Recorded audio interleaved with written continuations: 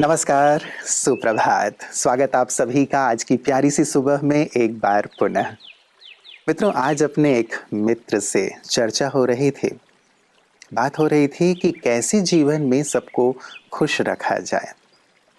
तो उसने बहुत ही मजाकिया लहजे में इसका उत्तर दिया कि जीवन में सबको खुश रखना तो ठीक वैसा ही है जैसे जिंदा मेढकों को तराजू में तौलना। यदि आप किसी एक को रखते हैं तराजू पे तो दूसरा उछल करके नीचे कूद जाता है। बात सही भी थी उसकी, लेकिन फिर भी हमारे मन में हमेशा ये रहता है कि हम कैसे हमेशा खुश रहें और दूसरों को भी कैसे खुश करें। प्रश्न तो बहुत बड़ा है, लेकिन इसका उत्तर लेकर आज हम आए हैं अपने आज के सुवाक्य में। आइए सुनते हैं। ओम शांति। कहते हैं, एक साधे सब सधे, सब साधे सब जाए। पर इंसान अपना सारा जीवन दूसरों को खुश करने में ही लगा देता है। कभी माता पिता को, कभी बच्चों को, कभी पत्नी को, कभी मित्रों को, तो कभी अपने बॉस को। परंतु देखा जाता है कि इंसान कितनी भी कोशिश करे, परंतु सदा कोई ना कोई किसी न किसी बात से नाराज रहता ही है। हमारा सारा जीवन इन उलझनों को सुलझाते सुलझाते निकल जाता है, परंतु सदा सभी संतुष्ट नहीं हो पाते। क्या आप जानते हैं इसका कारण क्या है? क्योंकि हम सदा टालियों को, पत्तों को व फलों को ही स्नेह, समय व शक्ति रूपी पानी देते रहते हैं, जिसका वास्तविकता में कोई लाभ नहीं है। क्योंकि संपूर्ण मनुष्य आत्माओं को उत्पन्न करने वाला बीज तो परम पिता परमात्मा ही है। यदि हम उस बीज के साथ अपना संबंध जोड़ लेते हैं, परमात्मा को याद करते हैं, तो उनके सानिध्य से हमारा जीवन परफेक्ट बन जाता है और एक परफेक्ट जीवन सदा खुश रहता है और दूसरों को खुश रखने के निमित्त बन जाता है। तो बीज के साथ संबंध जोड़िए और खुश रहिए, खुशी बांटिए। ओम शांति। पावर हाउस से कनेक्टेड नहीं होते हैं तो यहाँ थोड़ा अंधेरा रहता है, और अंधेरा है तो फिर हम दूसरों को रोशनी कैसे दे सकेंगे। और फिर कामना भी रहती है हमारी कि दूसरे हमें खुशी दें, आनंद दें, तब हम भी दें। लेकिन जब ऊपर वाले से जुड़ जाते हैं तो ये कामना, ये अपेक्षा नहीं रहती, बल्कि हम देते चलते हैं, सूर्य की तरह देते चलते हैं, नदी की तरह। तो आप देते चलें, क्योंकि जितना देंगे उतना ही प्राप्त भी होता चलता है। यही आध्यात्म हमें सिखाता है। ओम शांति। तो हम बात कर रहे हैं मेनोपॉजल ट्रांजिशन, पेरीमेनोपॉजल वुमेन की, क्योंकि यही तो वो समय है जब हम अपने आप को यंग रखने के लिए हर कदम बढ़ा सकते हैं। तो हम ये जानेंगे कि हम अपने शरीर का ख्याल तो रख ही रहे हैं, हेल्दी डाइट से, एक्सरसाइज से, अच्छी नींद ले करके, तनाव मुक्त रह करके। कहा जाता है ना, so the mind as the body. Workout कर रहे हैं बॉडी के लिए, लेकिन ब्रेन के लिए भी वर्कआउट करना है, मेंटल एक्सरसाइजेस भी करना है। क्योंकि ये देखा गया है कि अपने माइंड को यूथफुल यदि हम रखेंगे और हमारा माइंड यदि एक्टिव रहेगा तो हम ज़्यादा दिन तक फिट भी रहते हैं। तो हम ऐसा क्या करें? अब ये मेंटल एक्सरसाइज या ब्रेन वर्कआउट क्या है? हर दिन कुछ नया सीखें, कुछ पढ़ें, क्योंकि जब हम कुछ नया सीखते हैं, नया इन्फॉर्मेशन डालते हैं, तो हमारे ब्रेन में जो न्यूरल नेटवर्क्स है ना, न्यूरॉन है, वो उसमें नया कनेक्शंस बनता है। और क्या कर सकते हैं? जर्नलिंग कीजिए। जर्नलिंग यानी आप कुछ लिखिए, और कुछ नहीं तो जब आप सोने जाते हैं ना, तो अपने दिन भर की दिनचर्या उसमें लिखिए।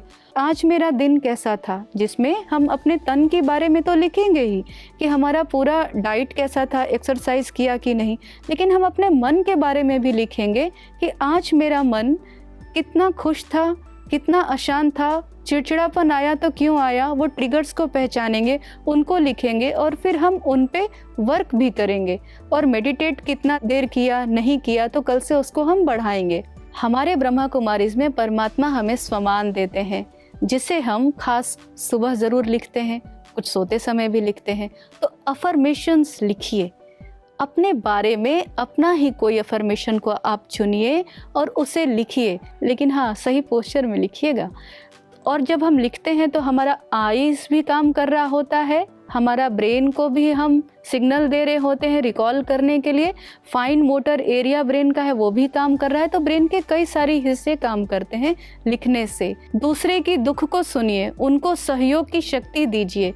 और स्टडीज़ ये कहती है, खास करके सुपर सेंटिनेरियंस यानी 100 से अधिक साल जो अपने जीवन को व्यतीत किए हैं, उनमें देखा गया है कि हेल्दी डाइट और हेल्दी लाइफस्टाइल के साथ साथ उन लोगों में सहयोग की भावना बहुत ज़्यादा थी। तो ये सारी बातों को हम अपने जीवन में शामिल करें और जैसा कहा ना, ओल्डर द स्ट्रॉन्गर।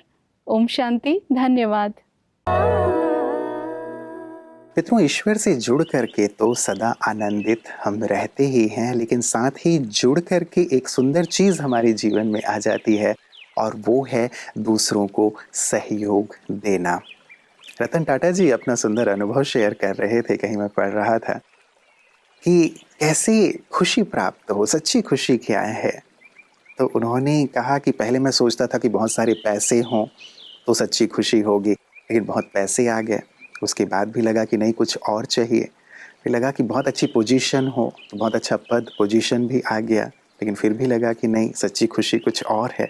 फिर लगा नहीं, बहुत मान मर्यादा प्रतिष्ठा सम्मान ये सारी चीज़ें हों तो खुशी हो, ये सब भी मिले, लेकिन फिर भी लगा कि नहीं, कहीं कुछ और कमी है।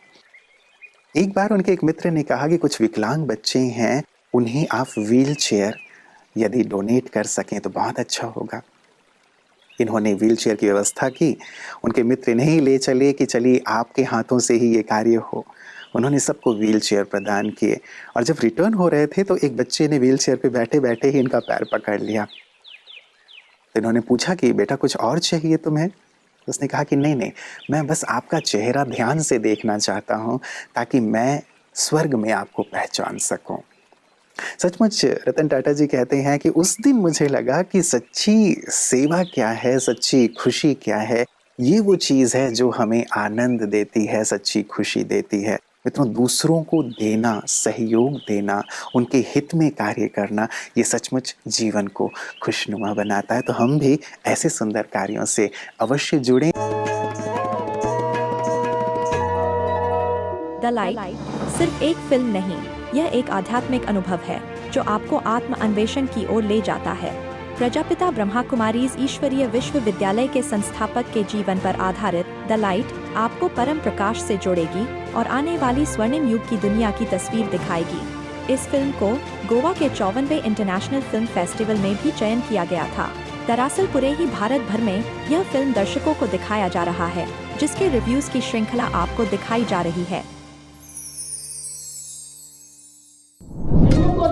एहसास करना चाहिए कि वो आपका दीदी दादियाँ जो आज बढ़ रही हैं, छोटी छोटी बच्चियाँ थी, उनमें कितना अदम्य साहस, हिम्मत, निश्चय, कुर्बानी और अपने आप को देखें। तो मेरी शुभ भावना है कि हमें इस यज्ञ के इतिहास को निश्चित रूप से प्रैक्टिकल ये दिखाना है कि हमारे जीवन के अंदर में नारी सशक्तिकरण। बहुत अच्छा लगा, बहुत ही अच्छी मूवी है। इतने बड़े हिस्ट्री को इतने कम समय में बहुत अच्छे तरीके से, शानदार तरीके से दिखाया गया है। मैं तो सबसे रिक्वेस्ट करूंगा कि जरूर एक बार देखें।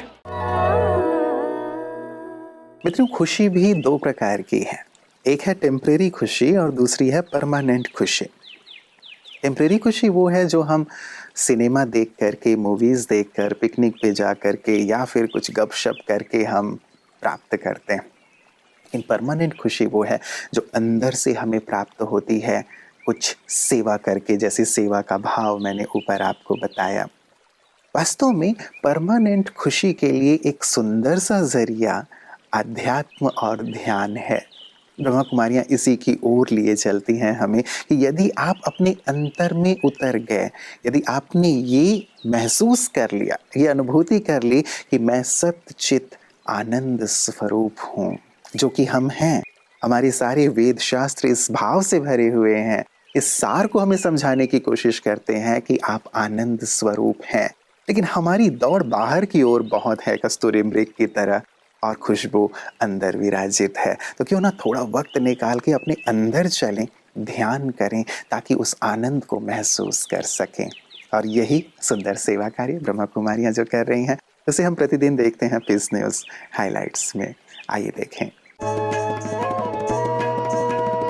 असम के डिब्रूगढ़ स्थित ब्रह्मा कुमारी सेवा केंद्र पर मीडिया कर्मियों के लिए समाधान परक पत्रकारिता विषय पर एक सम्मेलन रखा गया, जिसमें मुख्य अतिथि पूर्वतन असम साहित्य सभा के अध्यक्ष डॉक्टर नगेंद्र सैकिया जी, बी के सुशांत भाई, मुख्य संचालिका बी के विनीता दीदी, डॉक्टर बी के नथमल भाई, BSNL के जनरल मैनेजर रविंद्र कुमार जी एवं अन्य मुख्य अतिथिगण भी मौजूद रहे और दीप प्रज्वलन से कार्यक्रम की शुरुआत की गई। इस मौके पर उपस्थित सभी मंचासीनों ने मीडिया के विषय में अपने अपने सकारात्मक विचार रखे और अपने शुभ प्रेरणाओं से सभा को संबोधित किया। अंत में पधारे अतिथियों को संस्था की ओर से ईश्वरीय सौगात भी भेंट की गई। मित्रों, शुरुआत हमने की थी खुशी से, और खुशी की प्राप्ति ईश्वर के सानिध्य से। लेकिन कई बार मन में प्रश्न उठता है कि ईश्वर हैं कहाँ जो उनका सानिध्य हमें प्राप्त हो। ईश्वर सचमुच वो प्रकाश हैं जिनके लिए हम थोड़ा वक्त निकालें ताकि उन्हें समझ सकें। ब्रह्मा कुमारीज़ में यह सुंदर ज्ञान तो दिया ही जाता है, लेकिन मैं कहूँगा कि आप अपने लिए भी वक्त निकालें। कहते हैं जिंदगी जब तक रहेगी फुर्सत ना मिलेगी काम से। कुछ तो पल ऐसे निकालो, प्यार कर लो भगवान से। कुछ पल अपने लिए निकालें, साइलेंस में बैठें, अपने अंदर जाएं, स्वयं के साथ बातें करें।